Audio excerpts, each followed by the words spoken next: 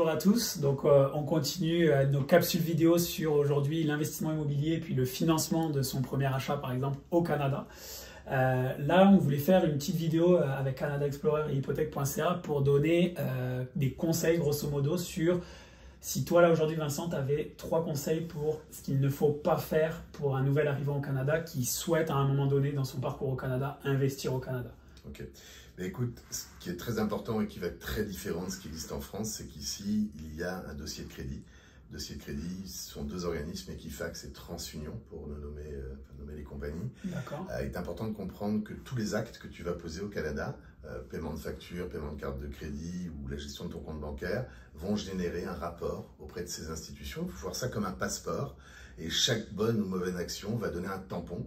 Les mauvaises actions seront indélébiles. C'est-à-dire que si tu ne payes pas ta carte de crédit en temps, si tu payes un compte quelconque en retard, ton téléphone ou autre, eh bien ça va rester noté comme avoir été payé en retard pendant 6 à 7 ans dans ton dossier de crédit.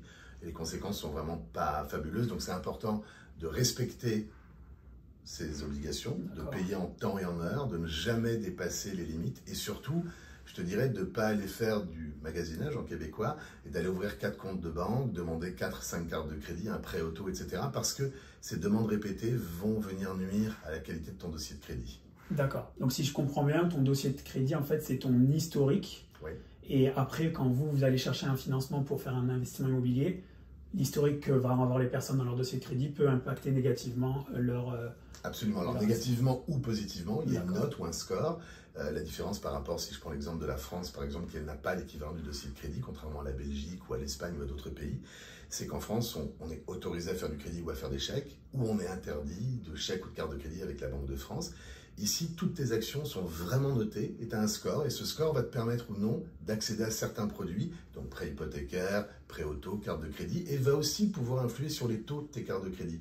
Donc c'est très important quand on arrive de bien comprendre le mécanisme, parce que partir avec des retards cumulés, ben vous allez traîner ça pendant 6 ou 7 ans dans l'historique, puis on ne peut pas les effacer, c'est impossible. D'accord, donc si je récapitule par rapport à un peu tout ce que tu m'as dit, faire attention à son dossier de crédit, qu'il soit sain, enfin en tout cas bien dessus. La deuxième partie, on avait dit le paiement dans les temps. Là, tu as évoqué les paiements, par exemple, du téléphone, tout ça qui va impacter ce dossier de crédit. Je dirais le cellulaire, ça peut être l'électricité, enfin tout ce qui a une facture, ou même une compagnie d'assurance, ne pas payer ses primes d'assurance peut aussi avoir un impact. D'accord, donc dès que j'ai une facture, premier réflexe, je paye. Oui, on ne la laisse pas dans le tiroir, on la paye. D'accord. Et la dernière partie, c'est que tu disais ne pas faire des demandes répétées. Là, tu as parlé à un moment de faire plusieurs demandes d'ouverture de compte. Je donne souvent l'exemple à l'aéroport, on se promène, puis on a 4 banques qui sont là, elles ont des kiosques, elles vous promettent des points, elles vous promettent plein de choses.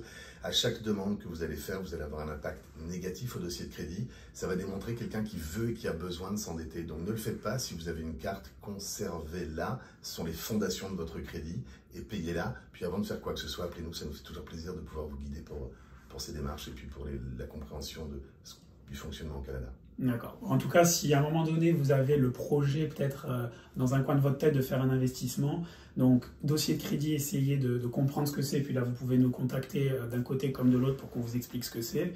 Payer dans les temps, donc les factures, comme tu disais, pas dans le tiroir, et éviter de faire des demandes répétées. Donc ça, c'est vraiment les 3 points. Je pense qu'il y en a d'autres, comme tu disais, nombreux. Mais dans ce cas-là, même conseil, n'hésitez pas, il n'y a aucun coût pour vous renseigner auprès de nous ou auprès de hypothèque.ca pour savoir un petit peu ce qu'il faut faire et ne pas faire pour se lancer dans ces démarches.